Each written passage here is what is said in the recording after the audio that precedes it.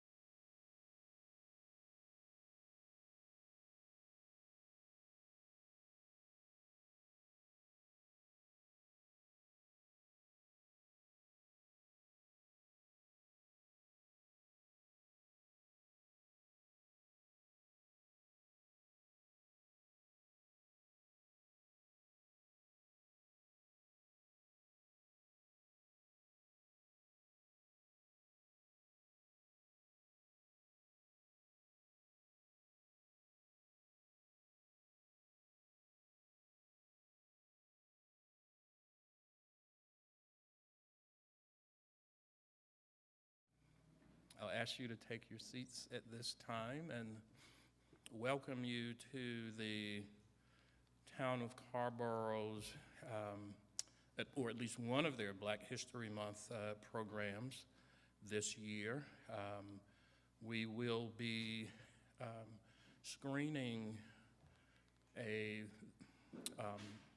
video, a reenactment of Frederick Douglass's last major speech, The Lesson of the Hour. The speech was given, I believe, in January of 1894. Mr. Douglass died the next year.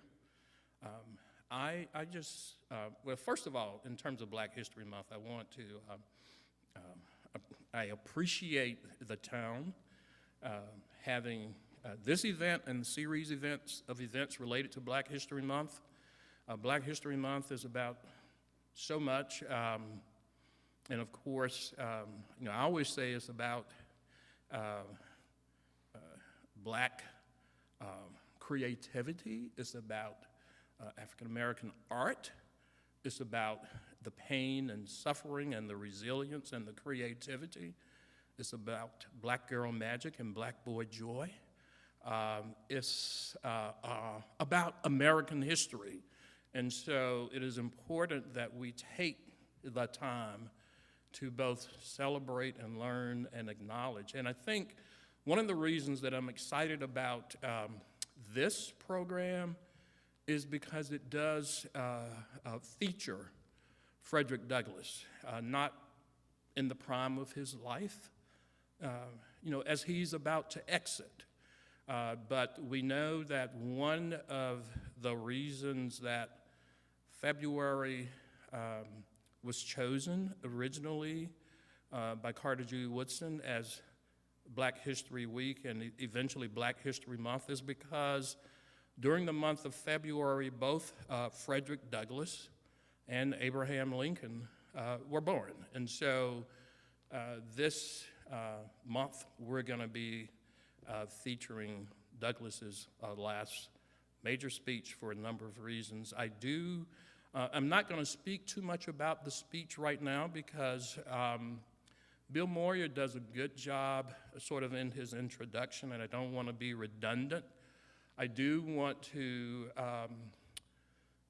caution that there are some images early on in Bill Moyer's comments that are horrendous, some images of several lynching victims, so I just want you to be aware of that. I also want to note the mayor of Carrboro, Damon Sales, is here, as is Anita Jones McNair, who, in addition to being I believe the town equity officer, is in charge of the Department of, and I know I should know this, but it's escaping me now. But she's a very important person, I'll say that. And then Carita Riley and Charles Harrington have also been very helpful. And I'd be remiss if I didn't say, if you're able to, please remain for the panel discussion. We've got an amazing panel.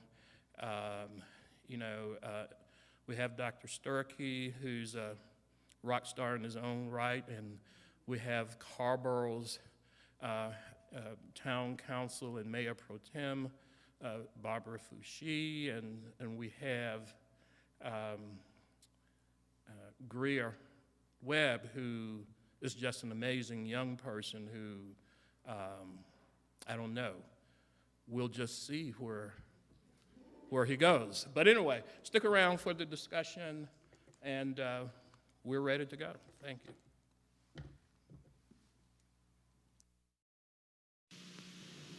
I'm Bill Moyers, and in the next hour I invite you to join me for a dramatic invocation of the past.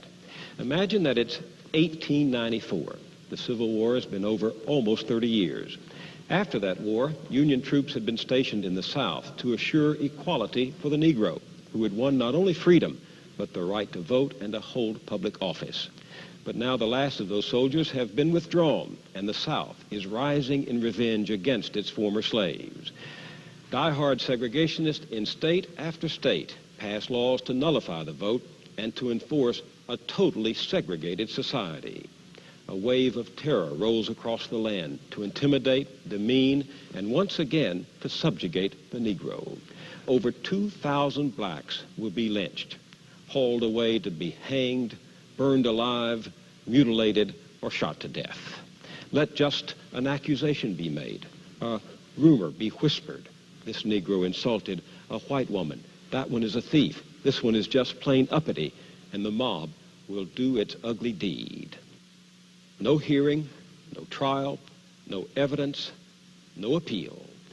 This lynching occurred in Paris, Texas, just a few years before my father was born there. A black man named Henry Smith was tortured and burned alive at the stake. Excursion trains brought men, women, and children to gawk, cheer, and celebrate as they watched the victim suffer. By 1893, the killing of blacks was so commonplace that a prominent bishop said, "It no longer surprises." Here in Washington, D.C., Frederick Douglass watched in sorrow and anger as the slaughter mounted. Douglass had been a runaway slave who educated himself and then devoted his life to the abolition of slavery and to the fight for black rights. He had become the most influential Negro spokesman of his time. Now he is old and weary, and in a year he will be dead. But in 1894, he has one last great speech in him, and he will deliver it here from the famous pulpit of the Metropolitan African Methodist Episcopal Church, just a few blocks from the White House. He has worked on this speech for 2 years, and he calls it the lesson of the hour. We will hear that speech from the actor Fred Morsell. Mr. Morsell spends his time carrying the message of Frederick Douglass to audiences all over the country. And now, the lesson of the hour with Fred Morsell as Frederick Douglass. He will be introduced by the pastor of the Metropolitan AME Church, the Reverend William P. DeVoe. On behalf of the Metropolitan African Methodist Episcopal Church family, it is a pleasure to welcome our guests to the National Cathedral of African Methodism. Our church was completed a mere 8 years ago in 1881, first and foremost as a place of worship for our people. Like our founder, Richard Allen, however, we recognize that God's house has been used as a place to educate and uplift. In that tradition, I am proud to present one of our own who rose from slavery and continues even in the evening of his life to free us from oppression. Ladies and gentlemen, my brothers and sisters, it is an honor and a pleasure to present Mr. Frederick Douglass.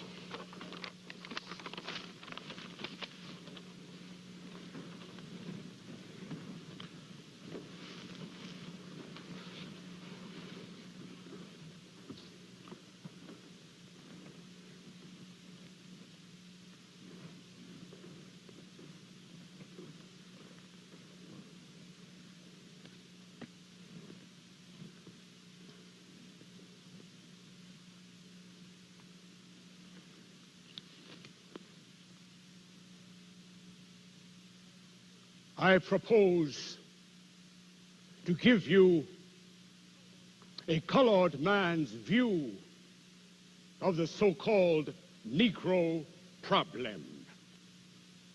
This so-called but miscalled Negro Problem is one of the most important and urgent subjects that can now engage public attention, for it involves the honor or dishonor, the glory or shame, the happiness or misery of the whole American people. There is a perfect epidemic of mob law and mob persecution now prevailing at the South, and the indications of a speedy end are not hopeful. The contagion is spreading, and if permitted to go on, threatens to destroy all respect for law and order, not only in the South, but in all parts of our common country. For certain it is the crime allowed to go unpunished, unresisted, unarrested will breed crime. Though it may strike down the weak today, it will strike down the strong tomorrow. Not a breeze comes to us from the late rebellious state that is not tainted and freighted with Negro blood. In its thirst for blood and its rage for vengeance, the mob has blindly, boldly, and defiantly supplanted sheriffs, constables, and police. It has assumed all the authority of civil authority. It laughs at legal processes, laughs at courts, laughs at juries, and its red-handed murderers range abroad unchecked, unchallenged by law or by public opinion. If the mob is in pursuit of Negroes who happen to be accused of crime, innocent or guilty, prison walls and iron bars afford no protection. Jail doors are battered down in the presence of unresisting jailors, and the accused, awaiting trial in the courts of law, are dragged out and stabbed, shot, hanged, burned to death. Now, what is the special charge by which this ferocity is justified, and by which mob law is excused and defended even by good men, North and South? It is a charge of recent origin, a charge never brought before, a charge never heard of in the time of slavery or in any other time in our country. It is a charge of assaults by Negroes upon white women. This charge, this new charge, is certain to raise a mob and to subject the accused to immediate torture and death. It is nothing that there may be a mistake in his case as to his identity. It is nothing that the victim pleads not guilty. It is nothing that the accused is of a fair reputation and his accuser of an abandoned character. It is nothing that the majesty of the law is defied and insulted. No time is allowed for defense or explanation. He is bound with cords, hurried off amid the frantic yells and curses of the mob to the scaffold, and there, under its ghastly shadow, he is tortured. The mobocratic murderers are not only permitted to go free, untried, unpunished, but are lauded as honorable and good citizens, the high-minded guardians of Southern virtue. The great trouble with the Negro in the South is that all presumptions are against him. A white man has but to blacken his face and commit a crime to have some Negro lynched in his stead. An abandoned woman has only to start a cry, true or false, that she has been insulted by a black man, to have him arrested and summarily executed by the mob. Frightened and tortured by his captors into telling crooked stories about his whereabouts at the time the crime is alleged to have been committed, the death penalty is at once inflicted. Though his story may be but the incoherency of ignorance, or the distraction caused by terror. Now I hold that the crime alleged against the Negro is the most revolting which men can commit. It is a crime that awakens the intensest abhorrence and tempts mankind to kill the man on first sight. But this charge, thus brought against the Negro and as constantly reiterated by his enemies, is in large measure a charge constructively against the colored people as such. It throws over every man of color a mantle of odium and sets upon him a mark of popular hate more distressing than the mark set upon the first murderer. It points the Negro out as an object of suspicion, avoidance, hate. I do not pretend that Negroes are saints and angels. I do not deny that they are capable of committing the crime imputed to them, but I do utterly deny that they are any more addicted to the commission of that crime than is true of any other member of the human family. In answer, then, to the terrible indictment thus read against us, and speaking for the colored people as a class, I venture in their name and in their stead, here and now, to plead not guilty. A fierce and frenzied mob is not and ought not to be deemed a competent witness against any man accused of any crime whatever. Blinded by its own fury, the mob is moved by impulses utterly unfavorable to a clear perception of facts. I challenge the credibility of the mob to the judgment of law-abiding men in support of my cause. I lay special emphasis on the fact that it is the mob, and the mob only, that the country has recognized and accepted as its accredited witness against the Negro. The mob is its law. The mob is its judge. The mob is its jury. And the mob is its executioner. But I go further. I dare not only to impeach the mob, I impeach and discredit the veracity of men generally, whether mobocrats or otherwise, who sympathize with lynch law.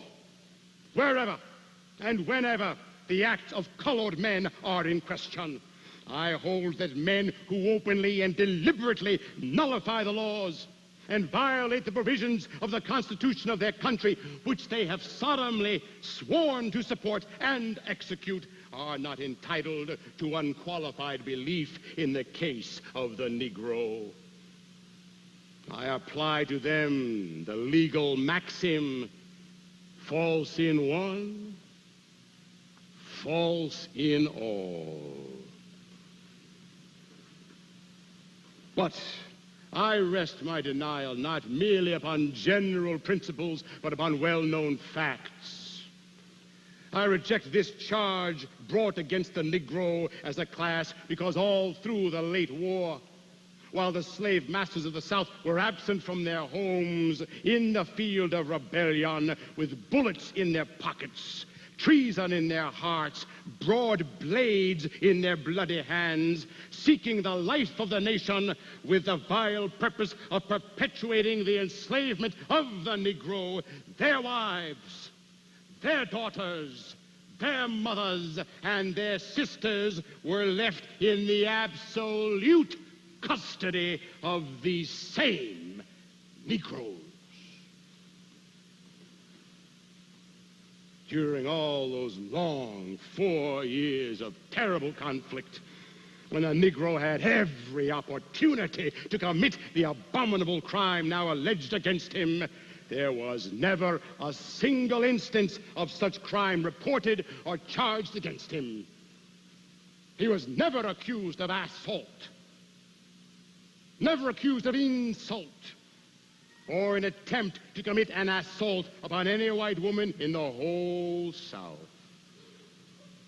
Slavery itself, you will remember, was a system of unmitigated, legalized outrage upon the black woman.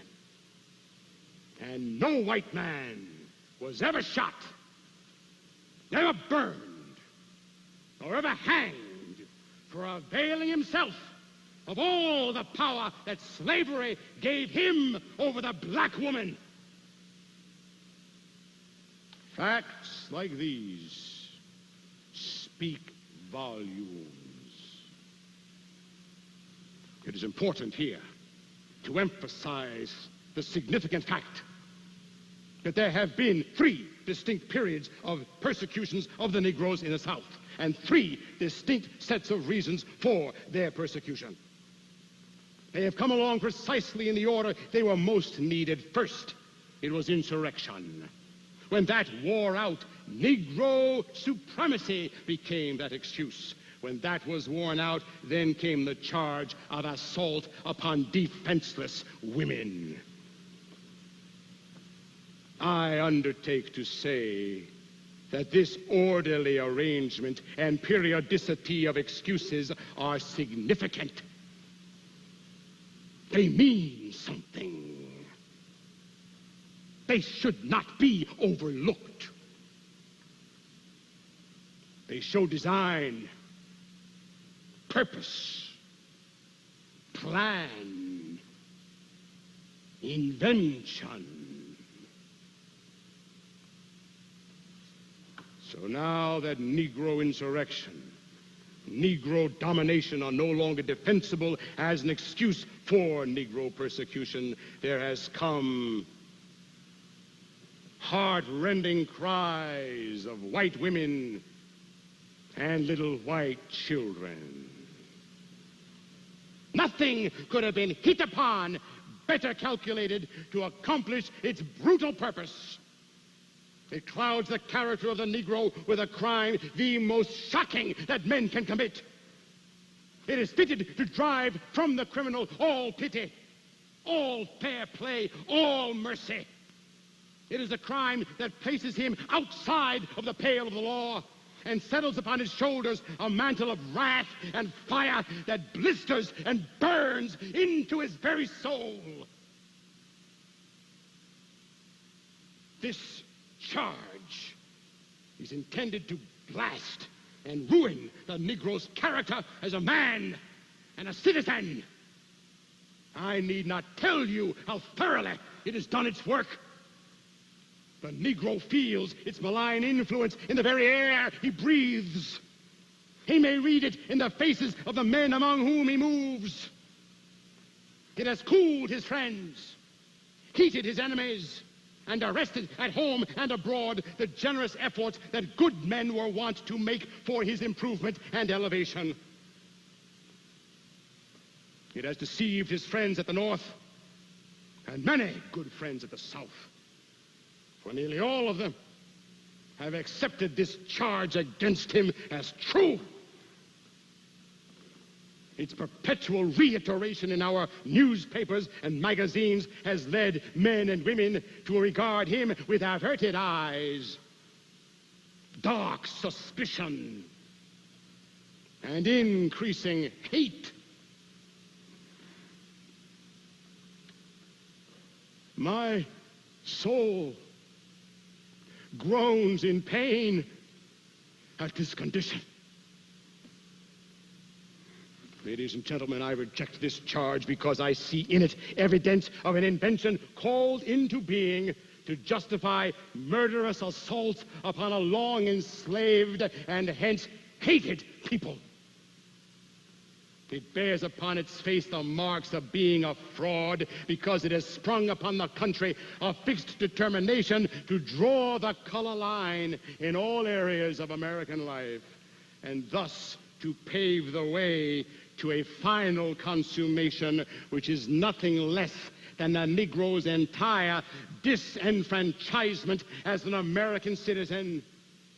This is and has been from first to last the grand and all commanding object in view.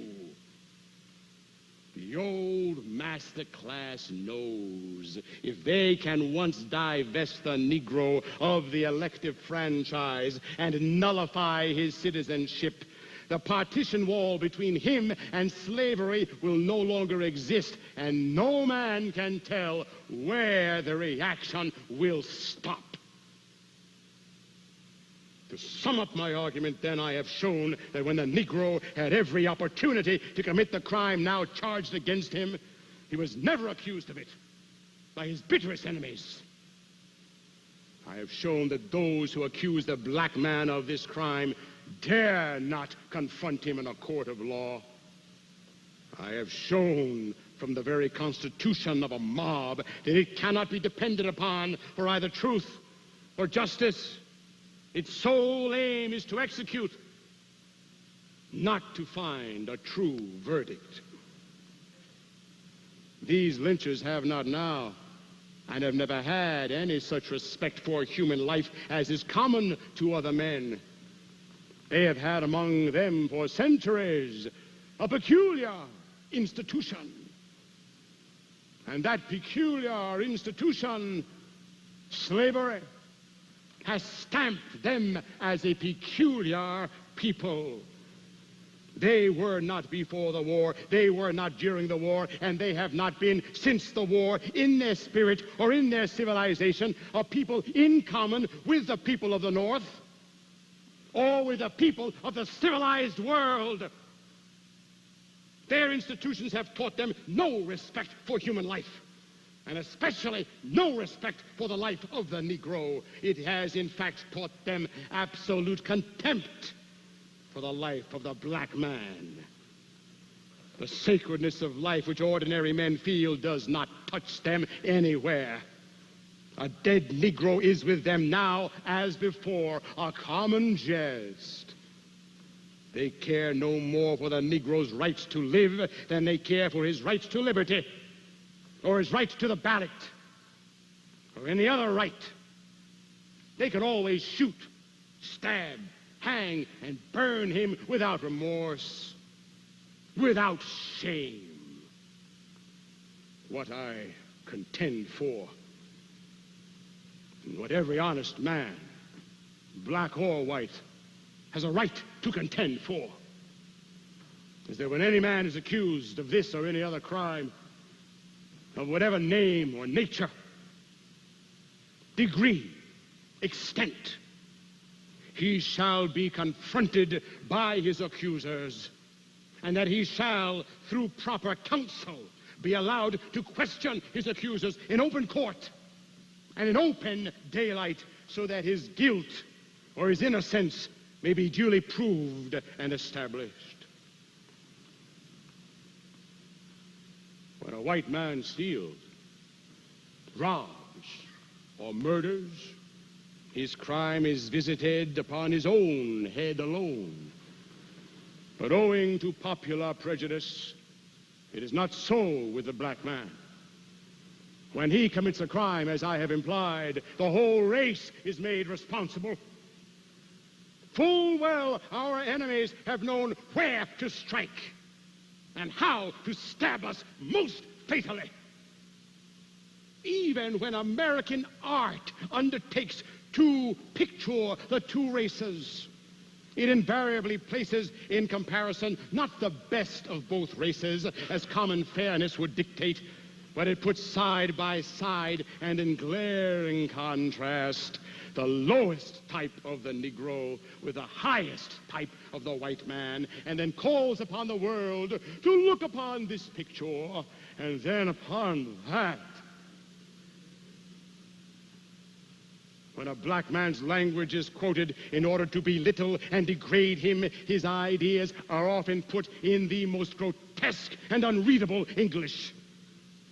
While the utterances of Negro scholars and authors are ignored, 100 white men will attend a concert of counterfeit Negro minstrels with faces blackened with burnt cork to one who will attend a lecture by an intelligent Negro. What a commentary is this upon the liberality of our boasted American liberty and American equality. It says to the world that the colored people of America are not deemed by Americans as within the compass of American law. American progress, American civilization. It says to the lynchers and mobocrats of the South, go on in your hellish work of Negro persecution. You kill their bodies, we kill their souls. Now, ladies and gentlemen, it has come to be fashionable of late to ascribe much of the trouble at the South to ignorant Negro suffrage. Douglass now turns to the campaign by southern states to deprive Negroes of their political rights. They're being driven from the polls by violence and trickery. Claiming that ex-slaves are too ignorant to be citizens, the states are imposing literacy tests to disenfranchise the race. The North has grown weary of the struggle, leaving Negroes to the mercy of their former masters. I have sometimes thought that the American people are too great to be small, too just and magnanimous to oppress the weak, too brave to yield up the right to the strong, and too grateful for public services ever to forget them or to forget to reward them. I have fondly hoped that this estimate of American character would soon cease to be contradicted or put in doubt. But events have made me doubtful. The favor with which this proposition of disenfranchisement has been received by public men, white and black, by Republicans as well as Democrats, has shaken my faith in the nobility of this nation. It does away with that noble and just idea of Abraham Lincoln that our government should be a government of the people, by the people, for the people, and for all the people. I would not make suffrage more exclusive, but more inclusive. I would not have it embrace only the elite, but I would have it include the lowly. I would not only include the men, but would gladly include the women.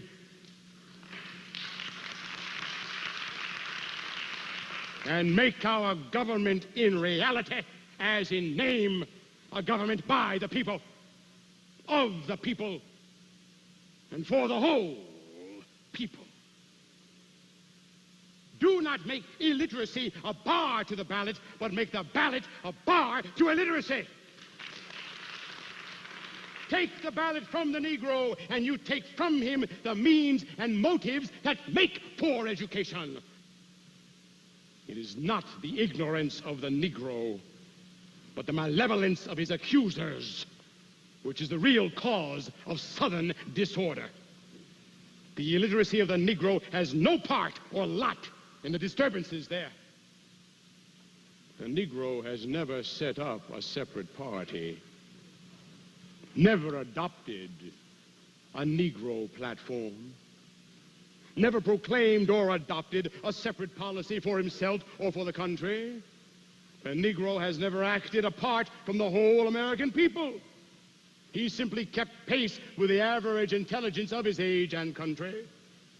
He has gone steadily along in the line of his politics with the most enlightened citizens of the country. He has never gone faster or farther. He has always voted with one or the other of the two great political parties.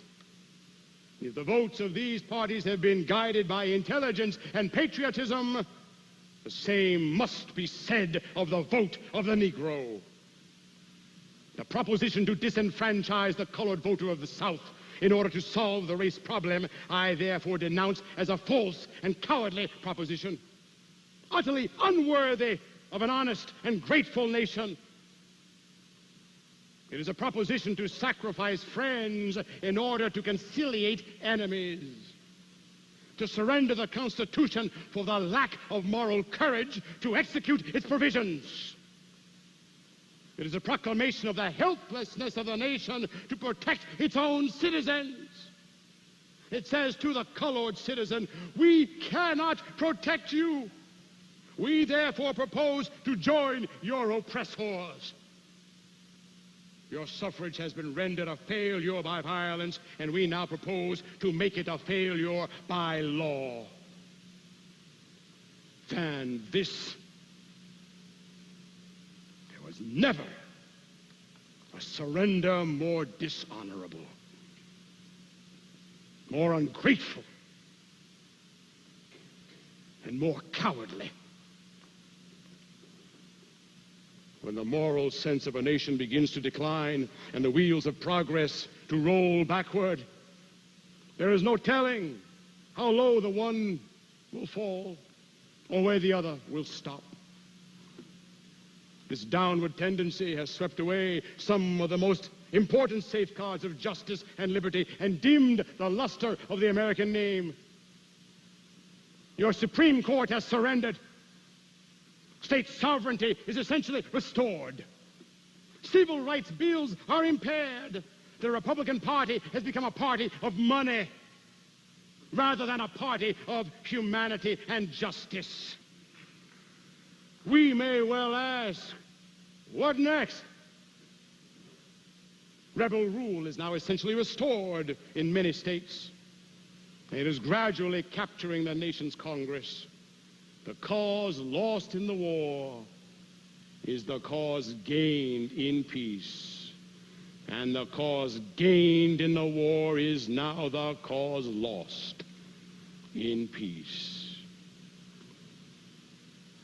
The landowners of the South want the labor of the Negro on the hardest terms possible. They once had it for nothing. They now want it for next to nothing. To accomplish this, they have contrived three ways. The first is to rent their land to the Negro at an exorbitant price per annum and compel him to mortgage his crop in advance to pay this rent. The laws under which this is done are entirely in the interest of the landlord. He has a first claim upon everything produced on the land. The Negro can have nothing without the consent of the landlord. As the Negro is at the start poor and empty-handed, he has to draw on the landlord for meat and bread to feed himself and family while his crop is growing. The landlord keeps books. The Negro does not. Hence, no matter how hard he may work or how hard saving he may be, he is in most cases brought in debt at the end of the year, and once in debt, he is fastened to the land as by hooks of steel. If he attempts to leave, he may be arrested under the order of the law. Another way to perpetuate slavery under emancipation and which is still more effective, is the practice of paying the laborers with orders on the store instead of lawful money. By this means, money is kept out of the hands of the Negro, and the Negro is kept entirely in the hands of the landlord. He cannot save money because he gets no money to save. He cannot seek a better market for his labor because he is, by that vicious order system, already in debt, and therefore already in bondage. Thus he is riveted to one place and is in some sense a slave for a man to whom it can be said, you shall work for me for what I choose to pay you and how I shall choose to pay you. That man is in fact a slave, though he may be called a free man. Now, my friends, this brings us to a final proposition, held up as the solution of the race problem. It is the proposition to colonize the colored people of America in Africa. Happily, this scheme will be defeated, both by its impolicy and by its impracticability.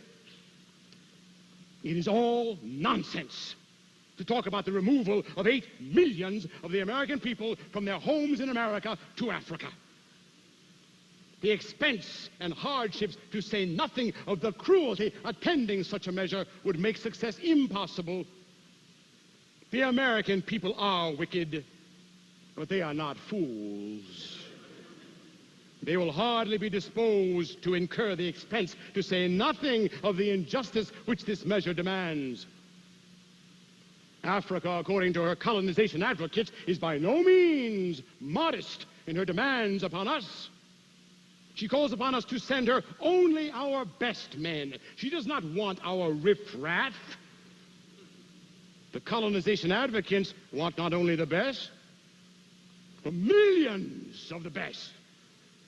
Better still, they want the United States government to vote the money to send them there. They do not seem to see that if the government votes money to send the Negro to Africa, that the government may also employ means to complete the arrangement and compel us to go. Now I hold that the American Negro owes no more to the Negroes in Africa than he owes to the Negroes in America. You know, my friend, there are millions of needy people over there, but there are millions of needy people over here as well. And the millions in America need intelligent men of their number to help them, as much as intelligent men are needed in Africa to help her people. We have a fight on our hands right here. A fight for the redemption of the race. And a blow struck successfully for the Negro in America is a blow struck for the Negro in Africa. For until the Negro is respected in America, he need not expect consideration elsewhere.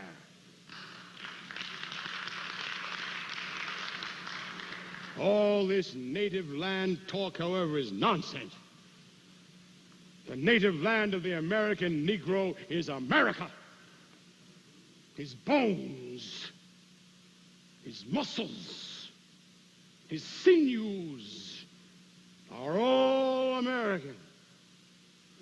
His ancestors for 270 years have lived and labored and died on American soil. And millions of his posterity have inherited Caucasian blood. It is pertinent, therefore, to ask, in view of this admixture, as well as in view of other facts, where the people of this mixed race are to go. For their ancestors are white and black, and it will be difficult to find their native land anywhere outside of the United States of America. But the worst thing, perhaps, about this colonization nonsense is that it throws over the Negro a mantle of despair. It leads him to doubt the possibility of his progress as an American citizen. It also encourages popular prejudice with the hope that by persecution or by persuasion, the Negro can finally be dislodged and driven from his natural home. It forces upon the Negro the idea that he is forever doomed to be a stranger and a sojourner in the land of his birth. All this is hurtful because it sets the Negro to groping everlastingly after the impossible. Every man knows that home is the fountainhead, the inspiration, the foundation, the main support, not only of all social virtue, but of all motives to human progress. No people can prosper or amount to much unless they have a home or the hope of a home. A man who has not such an object in view, either in possession or in prospect, is a nobody and will never be anything else. To have a home, the Negro must have a country. And he is an enemy to the moral progress of the Negro who calls upon him to break up his home in this country in order to find an uncertain home in Africa. Colonization is no solution, but an evasion.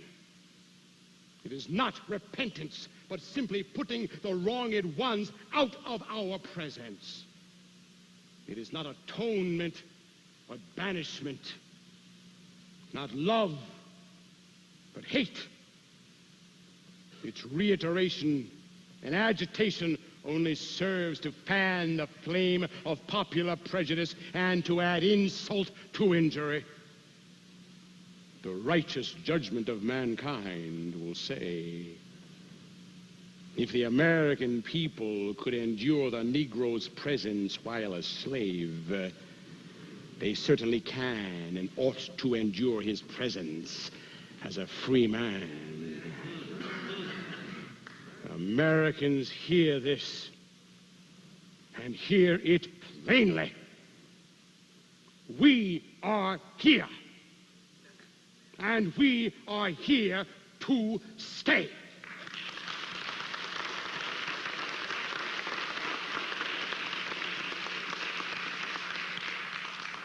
My friends, I now come to where I began. I come to the so-called but miscalled Negro Problem as a characterization of the relations existing in the southern states. The term Negro Problem is a formula of southern origin, has a strong bias against the Negro. It handicaps his cause with all the prejudice known to exist. It is a crafty invention. It springs out of a desire to throw off responsibility. Its natural effect and purpose is to divert attention from the true issue now before the American people. It does this by taking that which is really a great national problem and which ought to be so considered by the American people, and dwarfing it into a Negro problem. The device is not new. It is an old trick. For truth, it gives us falsehood. For innocence, it gives us guilt. It removes the burden of proof from the old master class and imposes it upon the Negro. It puts upon the Negro race a work which belongs to the nation. You may remember that during the late war, when the South fought for the perpetuity of slavery, it usually called the slaves domestic servants, and slavery a domestic institution. Harmless names indeed, but the thing they stood for were far from harmless. In old slave times, a little white child lost his temper. He was given a little whip, told to go and whip Jim or Sal. He thus regained his temper. The same is true today on a larger scale. Now the real problem, the national problem, involves the question whether after all our boasted civilization, our Declaration of Independence, our matchless Constitution, our sublime Christianity, our wise statesmanship, we as a people possess virtue enough to solve this problem in accordance with wisdom and justice and to the advantage of both races. But call this problem what you may or will, the all-important question is, can it be resolved? There is nothing occult or mysterious about the answer to this question. Some things should never be forgotten. It should never be forgotten that in the order of divine providence, the man who puts one end of a chain around the ankle of his fellow man will in time find the other end around his own neck. It is the same with a nation. As we sow, we shall reap, is a lesson that will be learned here as elsewhere. We tolerated slavery, and it has cost us 1,000,000 graves. And it may be that lawless murder, now raging, if permitted to go on, may yet bring the red hand of vengeance upon us all.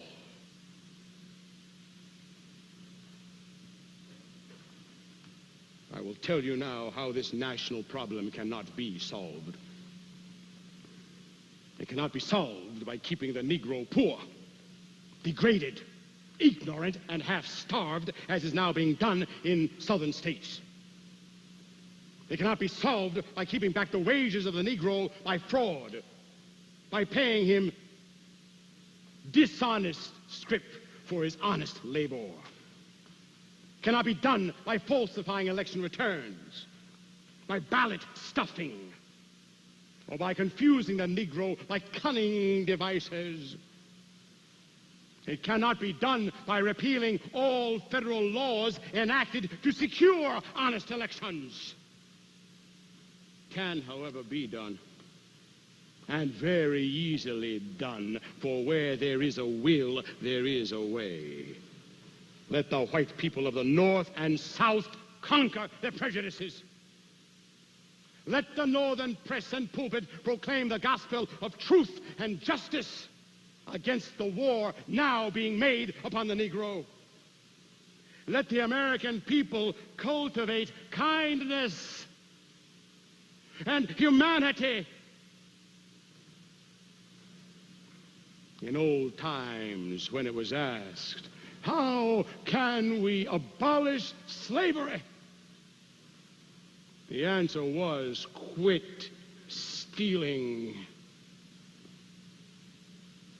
The same is the solution of the race problem today. The whole thing can be done simply by no longer violating the Constitution of the United States and no longer evading the claims of justice. If this were done, there would be no Negro problem or national problem to vex the South or to vex the nation. Let the organic law of the land be honestly sustained and honestly obeyed. Let the political parties cease to palter in a double sense and live up to the noble declarations we find in their platforms. Let the statesmen of our country live up to their convictions. In the language of ex-Senator Ingalls, let the nation try justice and the problem will be solved. The question to be asked today, ladies and gentlemen, the real question, is can the Negro be a citizen in these United States of America? This was the question the true question of the Dred Scott decision. Well, can the Negro be educated?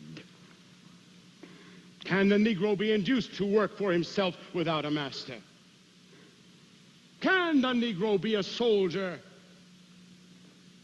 Time and events have answered these and all other like questions unequivocally in the affirmative. We have among us Negroes who have taken the first prizes as scholars, those who have won distinction for courage and skill on the battlefield, those who have taken rank as doctors, lawyers, ministers of the gospel, those who shine among men in every useful calling, and yet we are called a problem. A tremendous problem. A mountain of difficulty. A constant source of apprehension. A disturbing social force.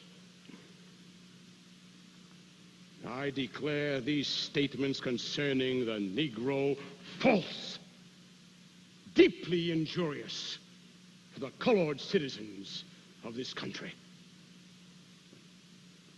My friends, I must stop. Could I be but heard by this great nation,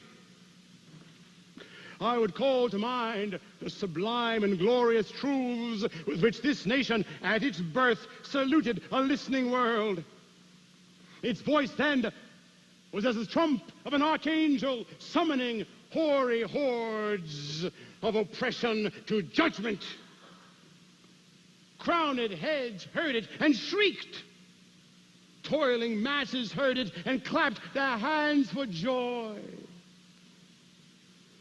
It announced the advent of a nation based upon human brotherhood and the self-evident truths of liberty and equality. Its mission was the redemption of the world from the bondage of the ages. America, I say to you, I ask of, nay, I demand that you apply the truths of your founding fathers to the situation now before you. Put away your race prejudice. Banish the idea that one class must rule over another. Recognize the fact that the rights of the humblest citizens are as worthy of protection as are those of the highest. Do this, America, and your problem will be solved. Then, whatever may be in store for you in the future, whether prosperity or adversity, whether you shall have war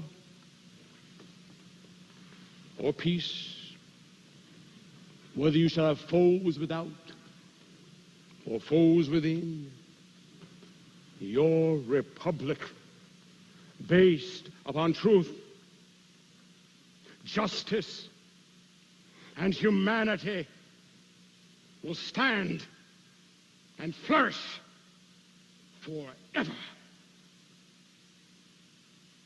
Ladies and gentlemen,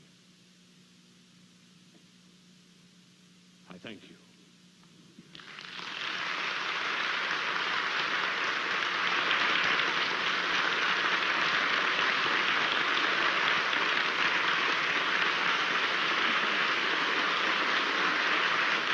Americans turned a deaf ear to Frederick Douglass. Lynchings continued well into the 20th century. Throughout the South, blacks were kept from voting, from holding public office, from even the most common equalities. Frederick Douglass died on February 20th, 1895. Not until 70 years later, in 1965, did the United States government finally restore to blacks the voting rights long denied them. This is Bill Moyers for Fred Morsell, presenting Mr. Frederick Douglass.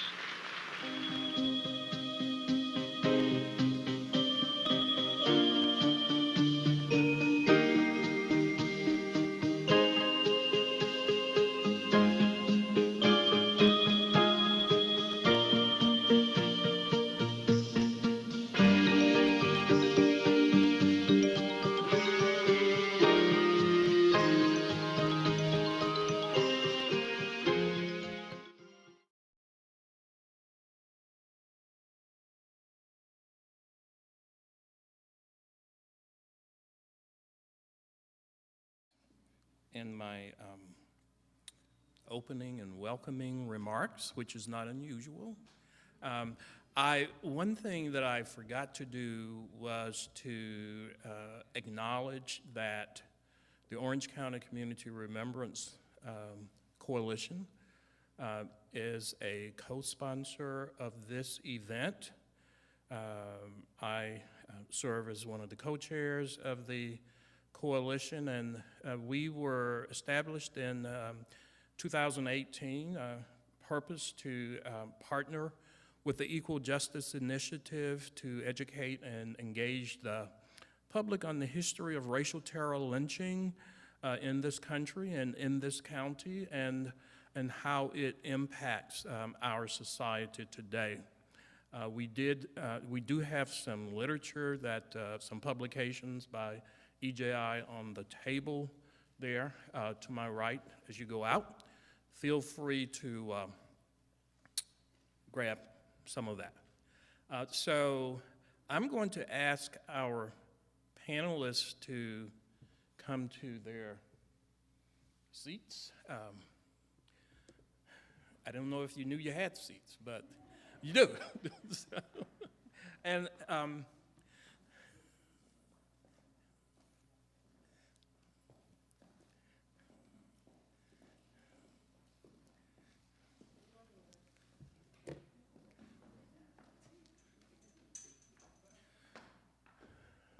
so as they are getting seated, I was reading some of Nicole Hannah-Jones's The 1619 Project. And in that book, she says that Frederick Douglass is probably the greatest American of all time. And I won't argue with her on that. I think if he's not the greatest, I think he's certainly one of the greatest. You know, the speech that he gave, the lesson of the hour, not in the prime of his life, but it was one of numerous speeches that he gave, as I always say, that's so resonant in terms of issues that we are still confronting as a nation today. And so one of the things that I hope, you know, part of this discussion will shed some light on some of those issues as we reflect on the speech. I've already indicated in my welcoming remarks that we have a stellar panel, and I'll just briefly again mention them. To my immediate right, we have Professor William Sturkey, historian at the University of North Carolina, who a lot of you probably already know. He's someone who not only is he an excellent scholar, but he is very generous with his time and talent and making himself available for events like this to share his knowledge with the public. To his immediate right, we have Barbara Fouché, who I know is no stranger to any of you. She's a member of the Carrboro Town Council, a very involved member of the community, and very committed to her sorority also, so yeah. And to her right, we have Greer Webb, who's the youngest person on the panel, but it kind of seems like he's been around for quite some time. He is so busy, so involved.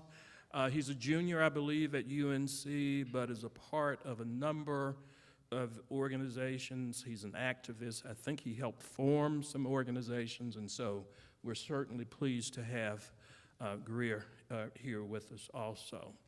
And so I think what I'll do is start with you, Dr. Sturkey.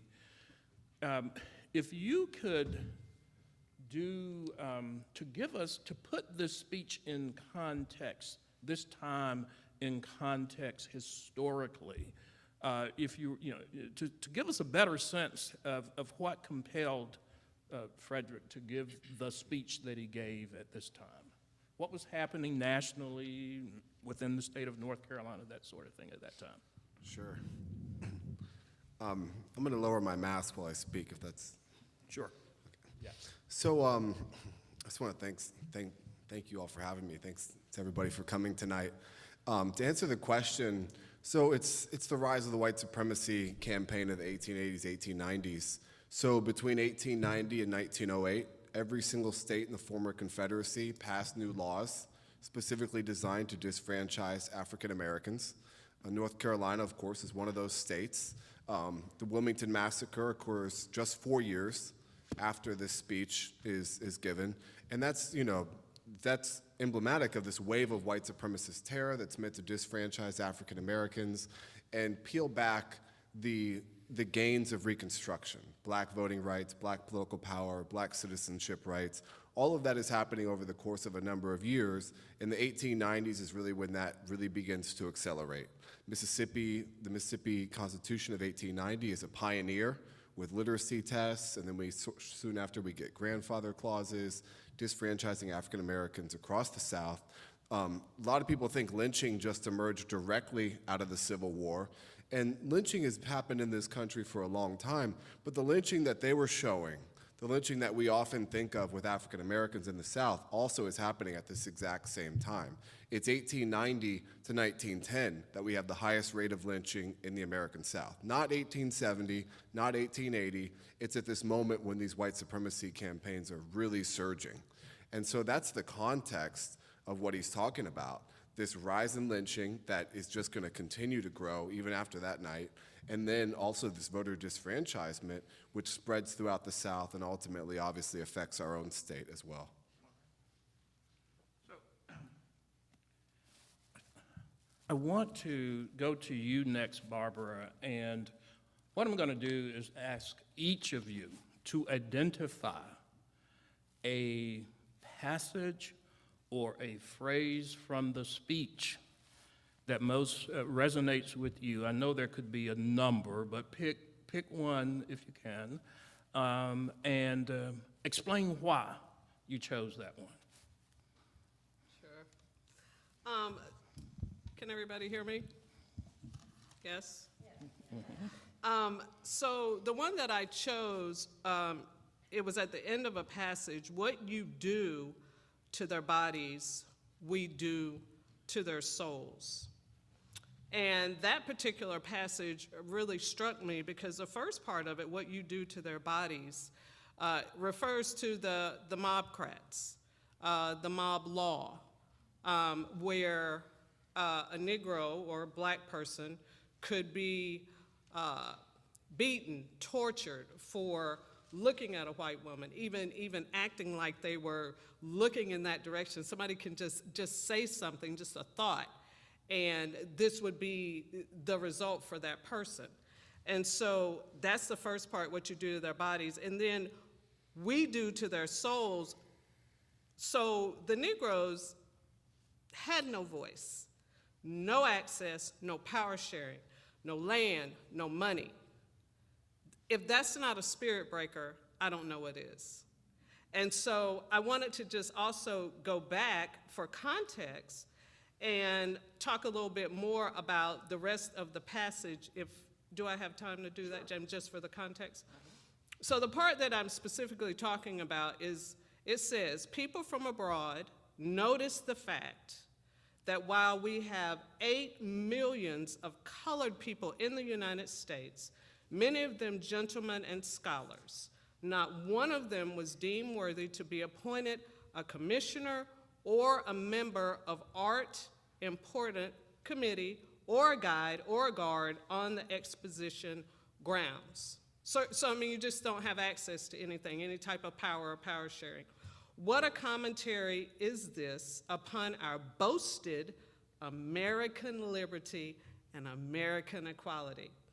It is a silence, to be sure, but it is a silence that speaks louder than words. It says to the world that the colored people of America are deemed by Americans not within the compass of American law and of American civilization.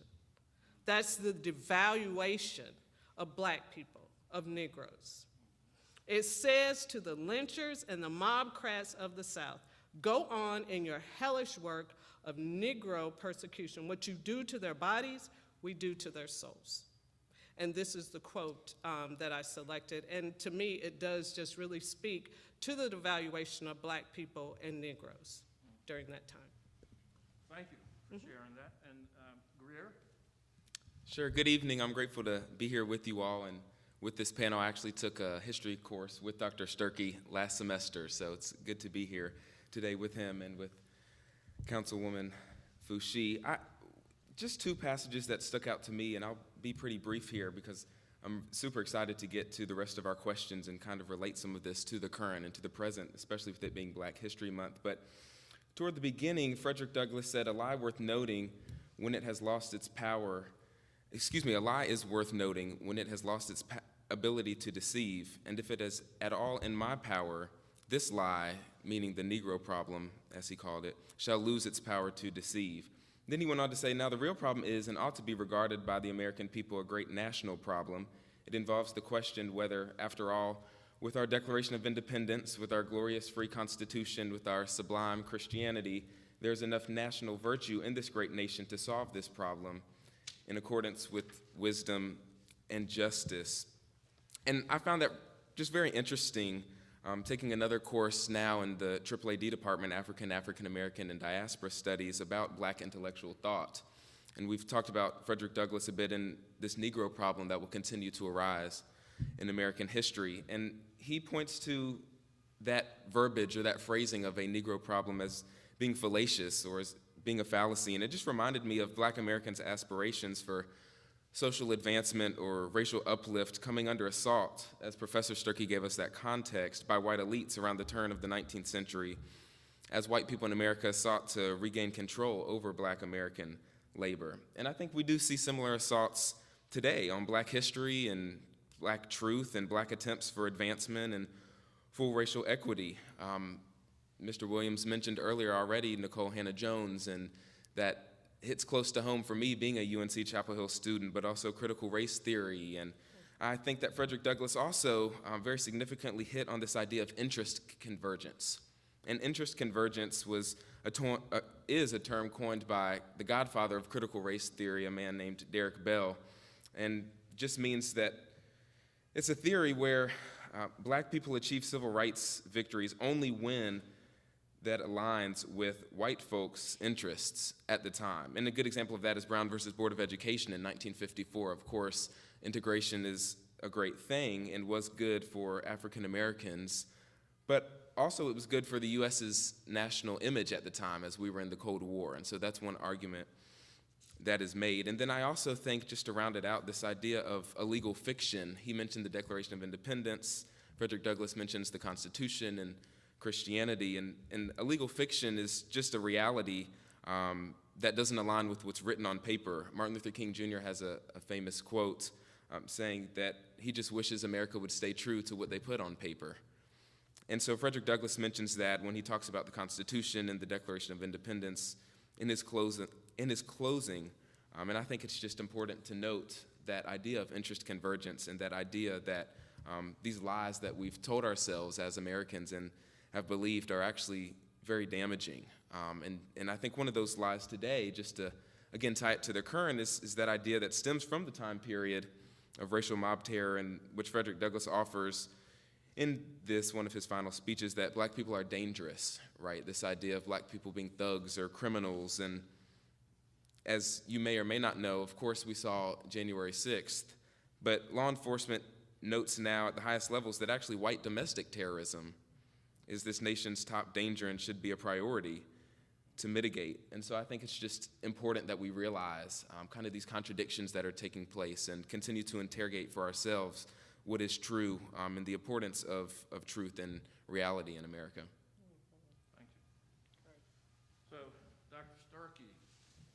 in terms of a passage that resonates with you,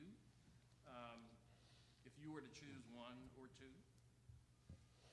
Sure. Yeah, I have. I screwed up a little bit. I left my phone over in my seat, but I had read the speech a few days ago, and I sent Mr. Williams the passage that I had selected. But if I may paraphrase, it was basically Frederick Douglass saying that, although we celebrate being a democracy, those American leaders who are now passing laws designed to disfranchise African Americans don't truly believe in that democracy or hold up to that creed. And that resonated with me because in our current moment, I mean, anybody that really understands the history of voting and the struggle for black voting in this country would not dare pass a law, designed to restrict black voting if they actually believed in the American creed of democracy. And I just, whatever state you're in, whatever law you're trying to pass, you just simply do not believe in the United States of America as a true democracy for all of our people if you are trying to pass such laws. So I want to that's a good segue, Barbara, to the question, my next question for you. And it is, as an elected public official, one of the, Frederick Douglass gave a lot of attention in this speech to the ballot, to the protection of the ballot, even to, as he put it, expanding instead of trying to restrict the ballot. And could you talk some about, some of the challenges today and the importance of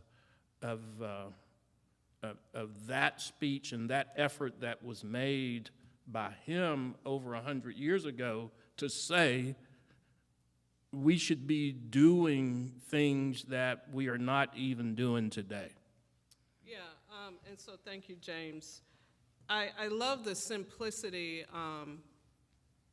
of how Frederick Douglass talked about access to the ballot box, or should I say lack of access to the ballot box for Negroes. He talked about the literacy test and the trickery and the violence that was used to keep black folks away from the ballot box.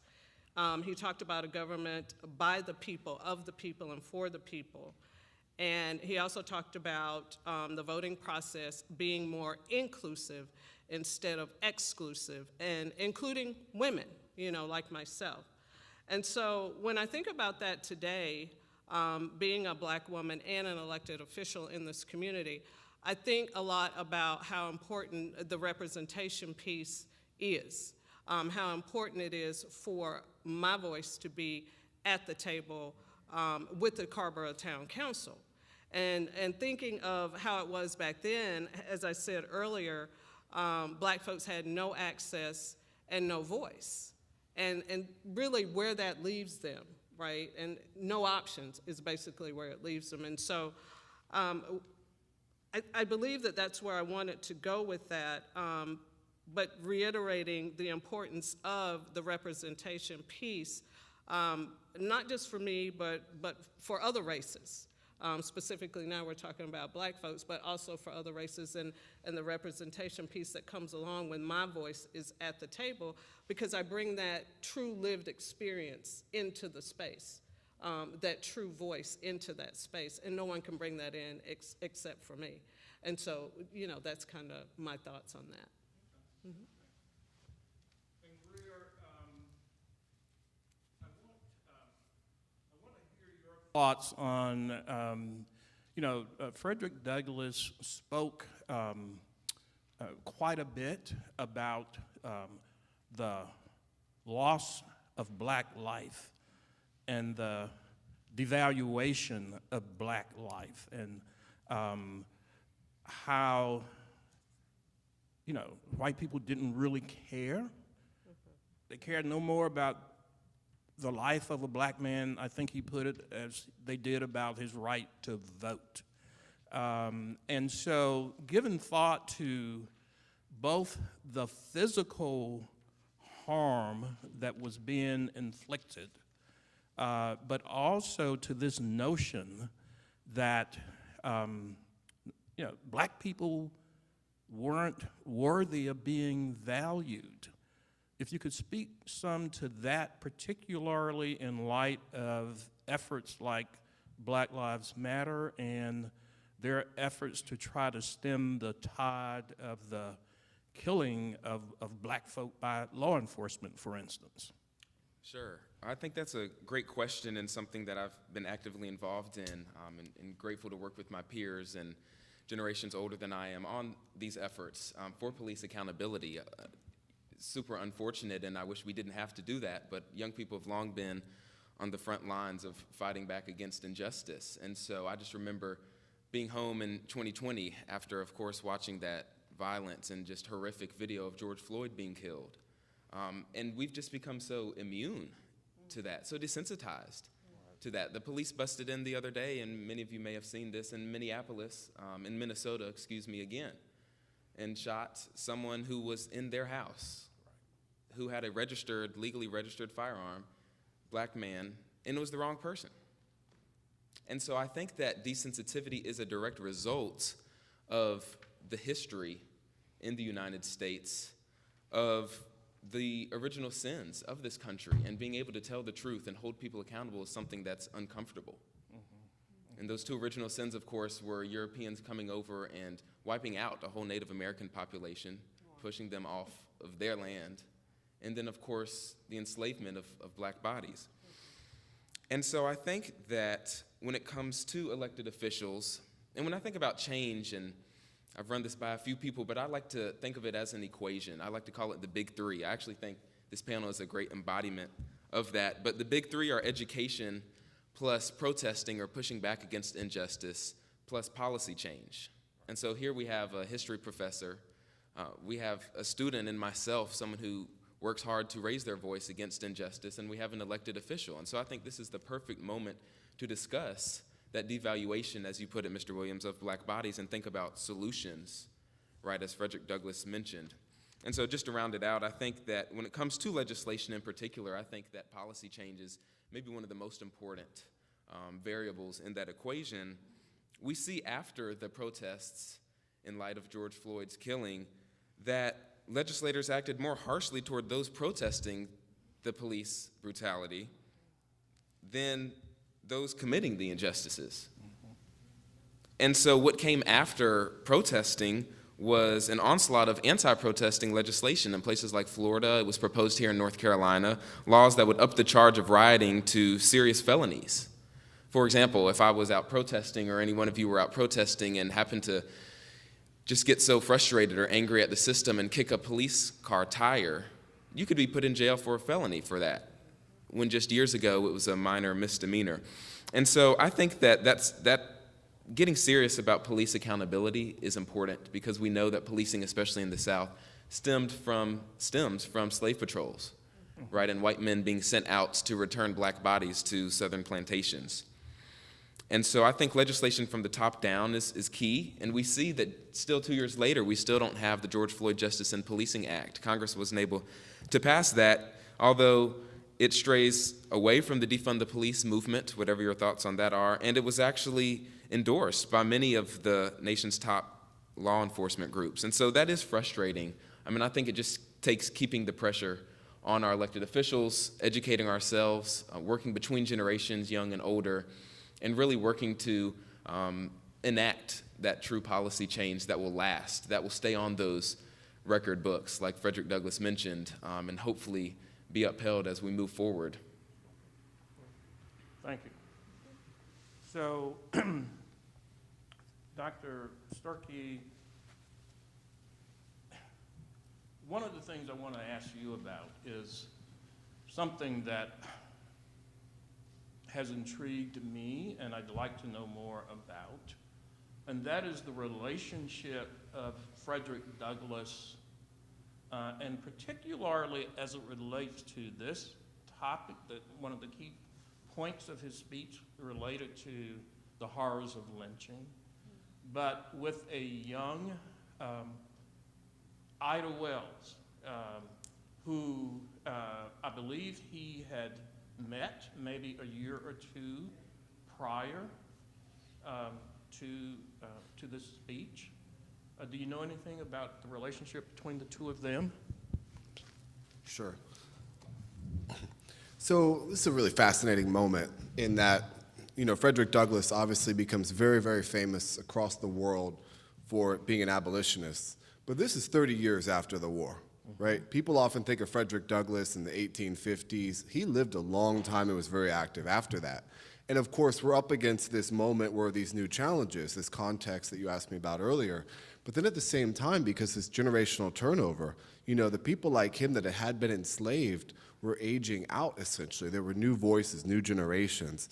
And the two brightest stars of that new generation were Ida B. Wells and Booker T. Washington. And Frederick Douglass knew them both. Ms. Fucci talked about Chicago. He mentioned Chicago in the speech. The year before, of course, is the famous Chicago Exposition, 1893, Quaker Oats, the Ferris wheel, Devil in the White City. A lot of you know those stories from there. Well, one of the things that he's so upset about is this lack of black representation in Chicago.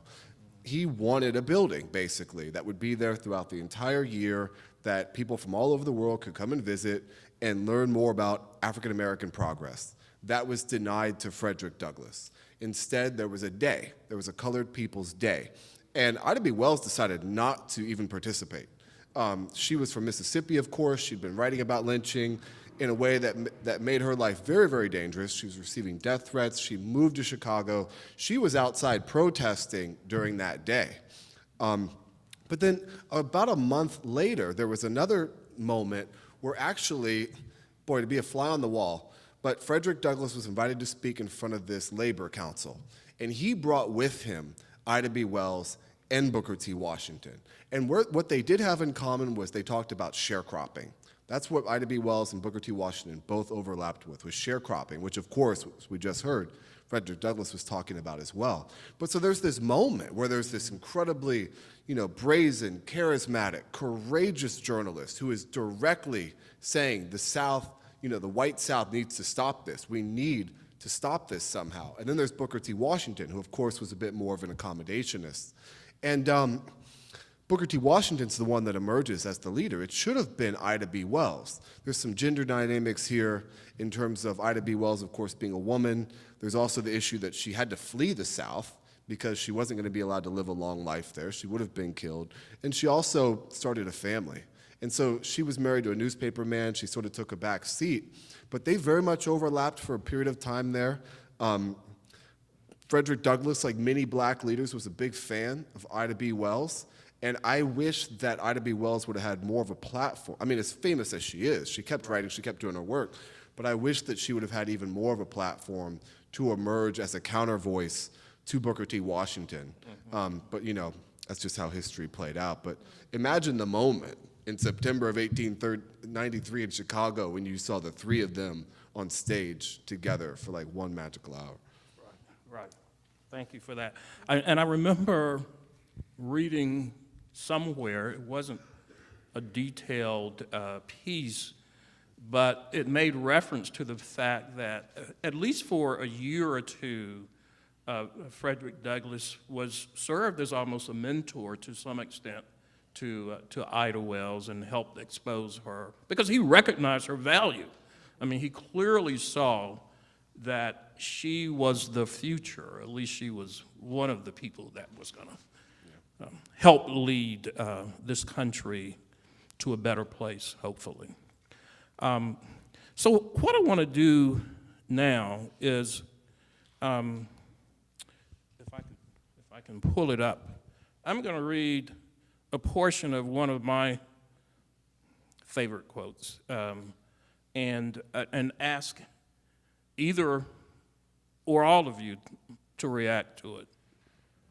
And it goes, it's about, he's talking, he says, "He is a wiser man than I, who can tell how low the moral sentiment of the Republic may yet fall. When the moral sense of a nation begins to decline and the wheels of progress to roll backwards, there is no telling how low the one may fall or where the other may stop. And he goes on to talk about the rise of state sovereignty or state supremacy, the fact that the Supreme Court was basically on the wrong side, the fact that civil rights acts had been declared unconstitutional, and gave a litany of reasons why he felt things were rolling in the wrong direction. And also thinking about this moment, it seems almost deja vu. I mean, when you look at certain things happening right now, does anybody want to jump in on that?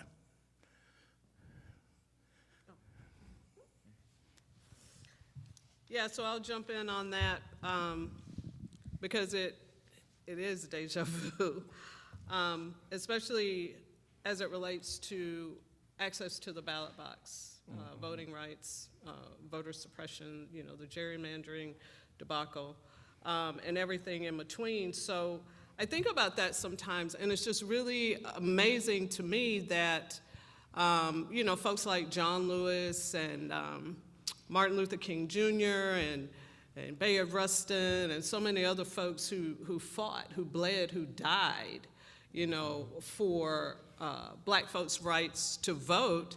And, it's like we're almost back there again. It's a power struggle. Those that have power want to keep the power. And I also think that it's about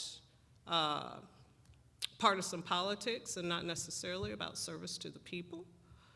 And so, so that's what I feel about that. And I think you also have this continuing race problem as it relates to fairness and inclusivity. So it's like we're going down the wrong direction yet again. We're going down the wrong direction then, it came back up for a period of time, and now it's like we're going back down again. And I also think about the mob law mentality, even today, right? I think there's more subtlety today. We just always have to remember what our country was founded on. It was founded on a template of Jim Crowism and white supremacy. I mean, people that look like me weren't at the table when a lot of these laws and policies and different things were coming to fruition. We weren't being thought about. And so, and still judging people today according to their race. I mean, black folks definitely don't enjoy some of the same privileges that, that others do. And so I just feel like we may be, spiraling back downwards, for sure. So Greer, I could see that you just wanted to, it's like he's about to jump out of his seat there. Jump out of his seat. Okay. So, Take yes. over, folks. No, Councilwoman Foushee took some of the words right out of my mouth, but I just think, going off your last point first, something that stuck out to me from the speech, and I want to get back directly to that passage that you mentioned, Mr. Williams, but was that America often connects a single act of wrongdoing on behalf of a black person to the whole race in a way that they don't do for white communities and white individuals. When it comes to poverty, when it comes to murder, when it comes to stealing and drugs and the war on drugs and gang violence, you often get this picture painted through the media and through other mediums of black people all being this way, in a way that when a white person commits a crime or some other act of wrongdoing, we don't see it in that same form. And so to go back to your passages, just hearing those words reminded me of some of the words of the late Elijah Cummings and John Lewis, who were both young when they started in their advocacy careers and both later became legislators, and I think kind of called out this idea of what I think Stacey Abrams now called Jim Crow in a suit and tie, right? All buttoned up and just beautified.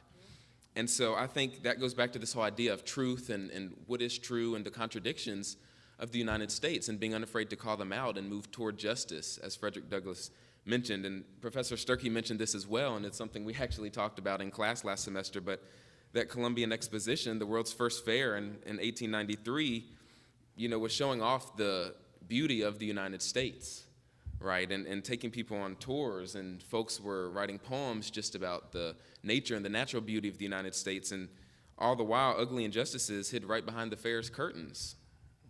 And so I think this idea of contradiction is also seen today when it comes to, again, legislation and these policies, specifically like critical race theory and just being able to talk about race. And I think just going back to this idea of discomfort is something that comes up in the news. Certain states are trying to legislate out discomfort from the classroom. I mean, I just always flash back to, I think it was 7th grade, and talking about the Holocaust in social studies class. I mean, that was uncomfortable, but we talked about it because it was true. So the fact that now folks don't want to talk about enslavement, don't want to talk about theories, right, which are not even being taught in K-12 schools, but are still realities, is troubling, and I think uncomfortable in its own right. And so I think it's important that we really think about truth, and that we really think about, as you mentioned, the litany of kind of these repealments that we're seeing, and kind of going backwards in a way. And so I think it's important that we recognize that and move toward progress, and move in a way that really does, as Councilwoman Foushee said, recognize everybody's humanity and work toward unity. But I'm a firm believer that you can't have unity without accountability. Right. So you can't just skip over history and truth. And so I think that's something to certainly bear in mind as we move forward and think about all these things and think about what race looks like in 2022. So, Dr. Starkey, is anything you want to add to that, or is there some other point that you haven't made yet that you want to contribute? Just very briefly, I think in terms of thinking about where Douglass sat and what he saw in terms of black rights being dismantled, and, who knows what he would have said about Plessy versus Ferguson just 2 years later.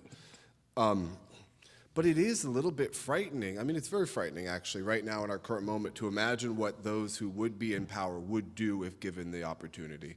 And thank God that January 6th was unsuccessful, but it's really not hard to imagine at all the President of the United States, if that man was still the President of the United States, arresting reporters. I don't think that is a stretch at all, And, I mean, his son-in-law okayed the hit on the Saudi journalist, right? But I mean, like, banning books, it's, these things, the First Amendment, we talk about the second all the time, like, what about the first, But, I mean, there are people that are openly assaulting the news media in a way that is incredibly dangerous, and it resembles what tyrants used to do. This is the reason why we have the First Amendment. It's the reason why we have the United States of America.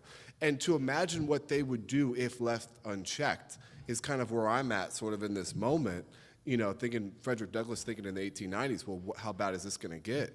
And that's something that I wonder too. What would they actually do if we weren't watching them more carefully? What would they do if they were allowed to come back into power?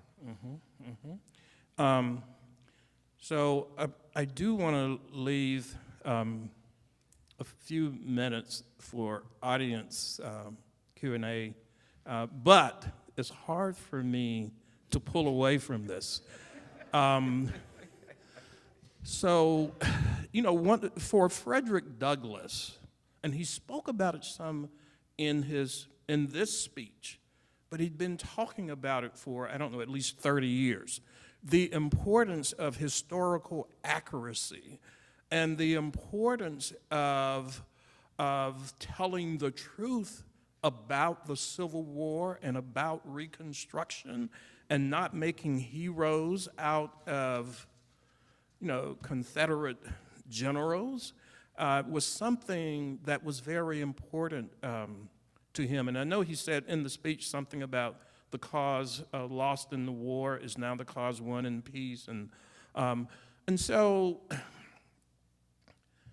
we're dealing with, when we talk about this whole critical race theory and not wanting to teach certain things to kids in public schools, that was all a part of, that happening now is similar to what was happening then in some respects. But even more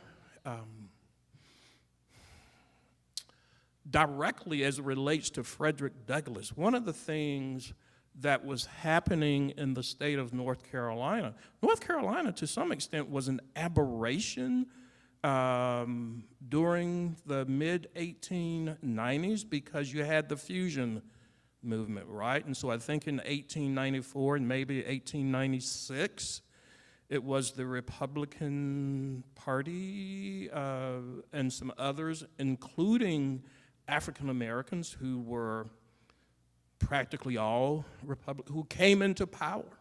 And so they were doing some fairly progressive things. But then, of course, you know, we know what happened 2 years later, but during 1893, one of the things that took place was that you had this movement by the group that eventually became the Daughters of the Confederacy. I think they had a different name then, the Ladies Memorial Association, maybe. They were putting forth this gigantic effort to get Confederate monuments built at the state capitol. You know, up to that point, they had been mainly in graveyards. And in 1893, they had succeeded in getting the legislature to approve, I think, $10,000 appropriation. But they went back to the legislature because they needed more money in 1895. By then, this new group was in power, and they said no. Well, guess what happened? Frederick Douglass died, I believe, February 19 of 1895, and members of the black delegation moved that the legislature adjourn for a day, which was not unusual when key people died. Well, the Daughters of the Confederacy and others who supported them jumped on this effort to try to acknowledge this black man who at this point, at the time he died, was married to a white woman, and miscegenation, and how racist, and how et cetera, et cetera, et cetera. Long story short is, not only did they end up defeating the effort to have that day taken off in honor of Frederick Douglass, but instead of the legislature approving what they had asked for was a loan for an additional $10,000, they got a grant. They got $10,000 cash. And so in 1895, in May of 1895, the first Confederate monument on the state capitol, that was just removed, I think, last year, by the way, was established, and they used Frederick Douglass to get it done, which I find very offensive, but at least it's gone now. But my point is, the very thing that Douglass had fought so hard for, the accurate telling of history, the fact that he was used to help propel forward the building of Confederate monuments across the state of North Carolina and the lost cause narrative is something that I find a bit offensive. But anyway, I just thought I'd share that. So what I think I'm going to do, yes. Can I just add something? Yeah. Just to make an observation I'd like to share with everybody. You know, there are some moments, I think, in your life that are just so stunningly ironic that you'll just never forget them. Yeah. And this is one of those for me. We're sitting here during Black History Month, surrounded by, presumably, a lot of allies, in a town named for a member of the Ku Klux Klan, who was one of the leading advocates of lost cause in the state of North Carolina, and who fought for many of these Confederate monuments to be erected, and who later bragged about being in, of course, the Ku Klux Klan openly, who, when he ran for Senate, ran on the campaign, "The White Man Shall Rule or Die," and then who was also, of course, invited to speak at many Confederate monument unveilings, including Silent Sam down the road here. And it's just really stunning, right, that here we are. And we got the dude's name in front of us. I'm just making that observation. Thank you for that. I appreciate it. So, I mean, there's a lot more that that I could ask, that they could speak to, but I do want to take a moment to see if there are questions from any members of our audience before we move on or before we adjourn. Either questions or any brief comments? Yes, ma'am.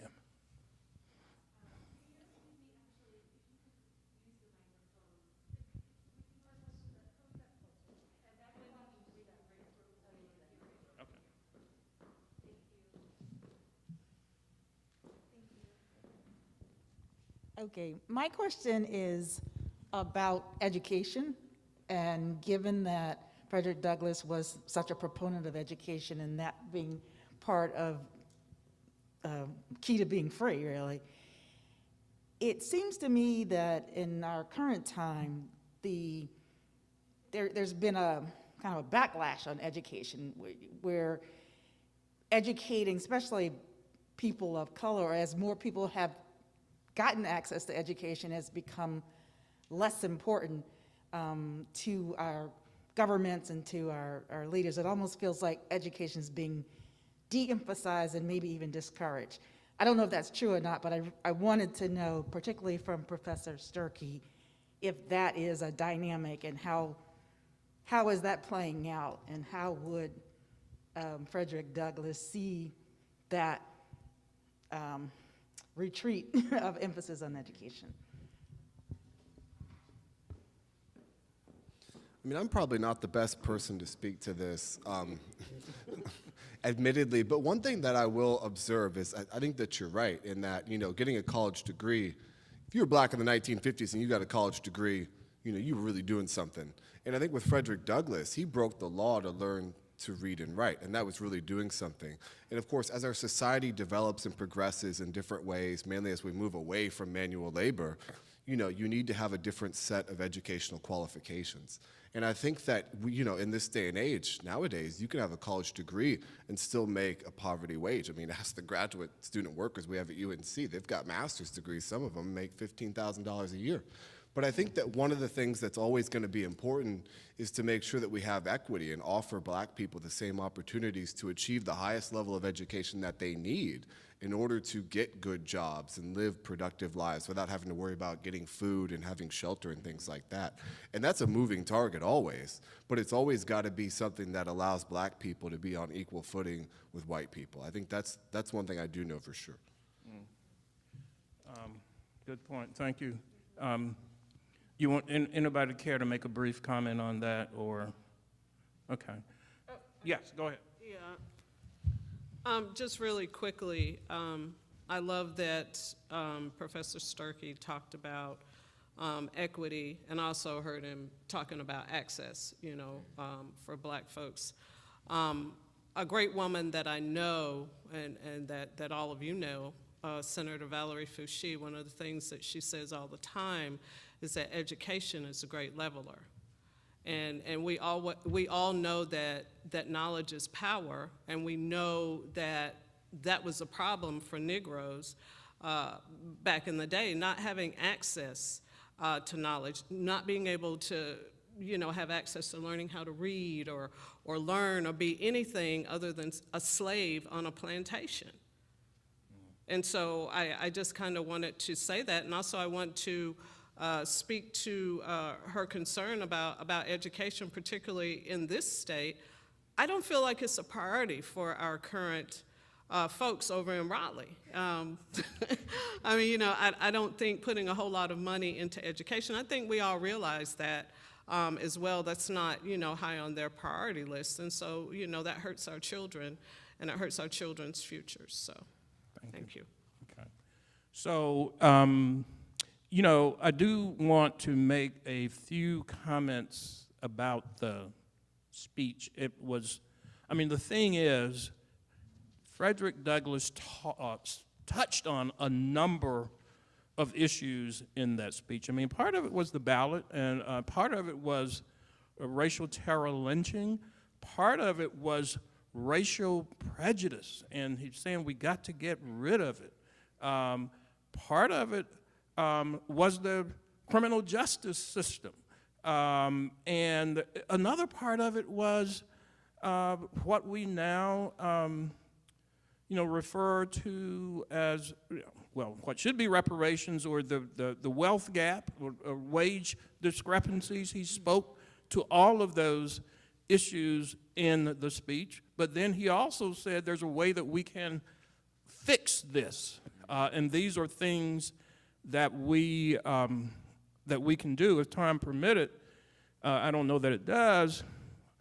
I don't know if there were one or two things that that you all thought would be key, as Douglass did at the end of the speech. These are some things we can do.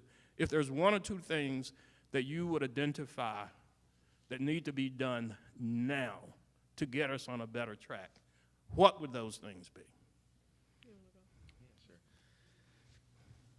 I think that, as I mentioned earlier, and as we've been talking about, education is the ultimate leveler, right? It's the ultimate equalizer. And I think that that's why it's so important. It's what's always first in my mind, especially as a student at UNC Chapel Hill, and that equation that also includes protesting and then policy change. And I think we're really at the point now where each of us really have the duty to push our legislators to make that policy change when it comes to environmental justice, when it comes to criminal justice, meaning police accountability, when it comes to education. I mean, I just think there's, to Councilwoman Fouchie's point earlier, there's this hesitancy, it seems to me, to just do what's right. Right, and we see that at UNC Chapel Hill in particular, this flagship university of North Carolina. Right? I mean, I didn't know it was that hard in 2022 to get a machine to scrape the name of a racist off a building. And so we've got folks that have attempted to integrate Carolina, whose names are proposed. And then so I think it's just important that we do work toward a future that is more equitable. And I think right now policy change is part of that, systemic change that is visible to students. And so, I mean, just something that's real for me. I'm majoring in political science, but also AAAD, as I mentioned, and the AAAD department is, I would venture to say, underfunded at UNC. And the professors' offices in Battle Hall, there on Franklin Street, are small and cramped. And so I think that we need to really think about, as we were talking about education, I just thought about Carter G. Woodson, who really came up with Negro History Week, which is now Black History Month, and his work, The Miseducation of the Negro, and the way that white folks have been in control of so many of America's systems for so long, including education. And Frederick Douglass mentioned some of those ideologies. Professor Sturkey mentioned Booker T's accommodationist ideology, right? W.E.B. Du Bois' talented 10th ideology, freedom through high rates of education in the black community. But yet we see in 2022 declining rates of male enrollment, black male enrollment, right, in universities. And so I think it's important. Also, Douglass kind of downplayed the Going Back to Africa movement, which kind of foreshadowed Marcus Garvey and black militancy or self-determination. But I think for me, just as a young person and as a student who has had a good experience learning history, learning truth, but that hasn't been the case and isn't the case for so many people around the country, I think continuing to educate ourselves and continuing to band together to really push and enforce that policy change is what's necessary. That takes intergenerations. It takes people of different backgrounds and races and gender identities, and making sure that we elevate the voices of people that have been historically marginalized in the United States, because for so long our stories have been told by the dominant culture. And so I think it's just time for a mindset shift, and I think that education and policy change, like I said, in terms of police accountability and education and voting is okay, where we need to go. All right. Anything else? You guys have said it. Yeah. So always vote, every single election, Right. no matter what it is. Yeah.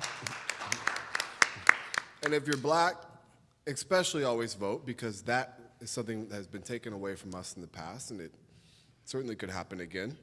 And the other thing is, too, that always rankles me about our political discussions are, obviously there are certain figures that take up a lot of space. and we're worried about their tweets and all the things they say and, whatever. But like for so many of us, the people that actually affect our everyday lives are actually local elected officials.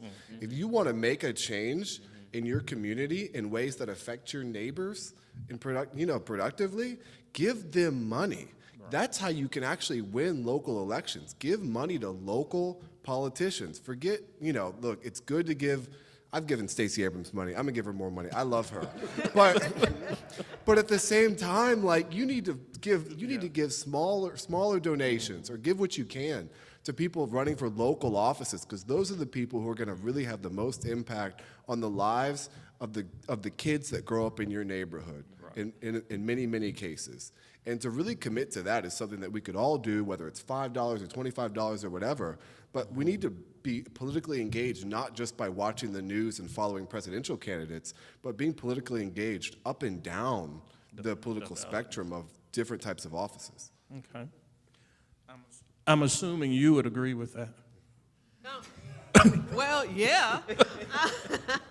But I also wanted to add, Mr. Williams mentioned the continuing wealth and achievement gap, and that continues to go back to that white supremacy template that's been in play for hundreds of years, and has been perpetuated, still up to this very day. And I also want to mention how important it is to really start normalizing conversations around race and racism and dismantling racism, which can lead to policy change and reform, and where barriers are being removed for folks, especially folks from historically marginalized and underserved communities. And so those were a couple of things that that I wanted to put out there. Well, thank you. I appreciate all of that. So in conclusion, I want to mention a couple of things. At the time Frederick Douglass gave this speech, I think he was maybe 73, 74 years old. He was in poor health physically. He had suffered quite a bit emotionally. He had lost, 4 or 5 grandchildren, at least one child, maybe 2. His first wife had died. He had been through a lot. But somehow he summoned the strength to give that speech that we heard today.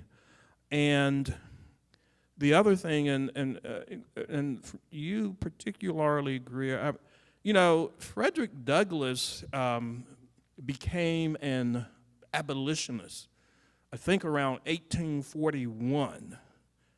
And so this is 1894, so kind of do the math. What is that, 50 or so years? I don't know.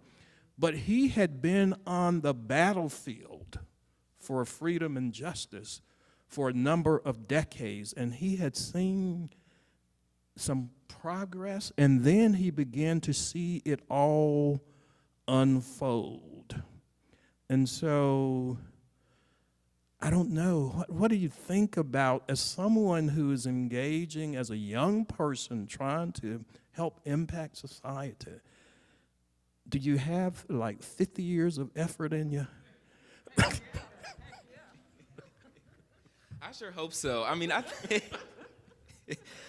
think it's definitely, it can be frustrating. I mean, I also just want to mention in closing that Black people have long resisted their own oppression, have long defended this nation abroad for democracy and justice, as Frederick Douglass mentioned, when that wasn't the reality here. Right. And so I say often, all the time, America should be pretty happy that Black people aren't out every day looking for revenge. Right. I mean, Black folks are pretty compassionate, pretty caring, and pretty, I would venture to say, forgiving, not forgetful, but forgiving, and always looking for that accountability that I mentioned earlier before we seek unity.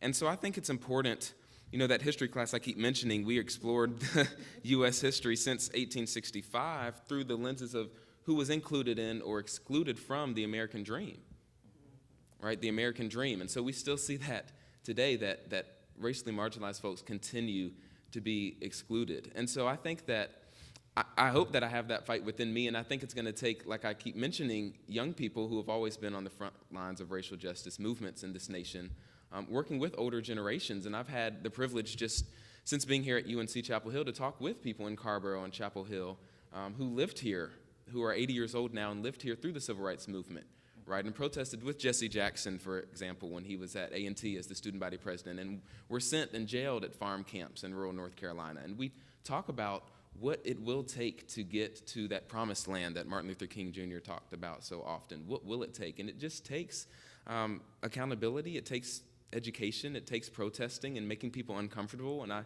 also say often that change is made in the margins. And so if you're uncomfortable, you're not really changing, you're not really progressing or moving. And so to be in that position and to have that mindset of I'm willing to change, right? I'm willing to play my role in progress.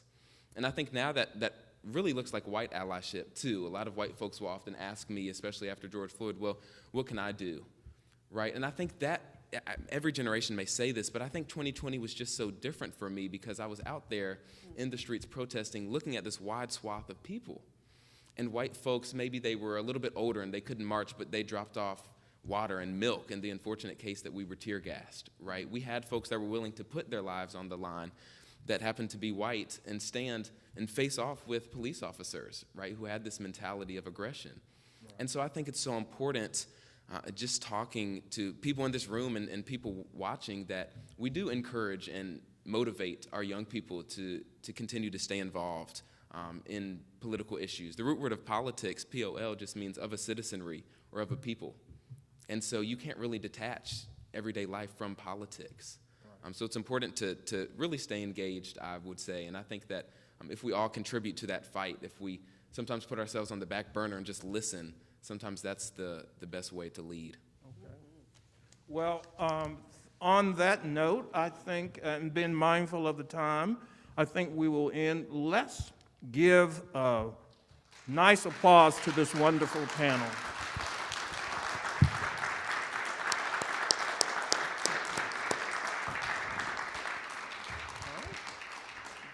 Good night.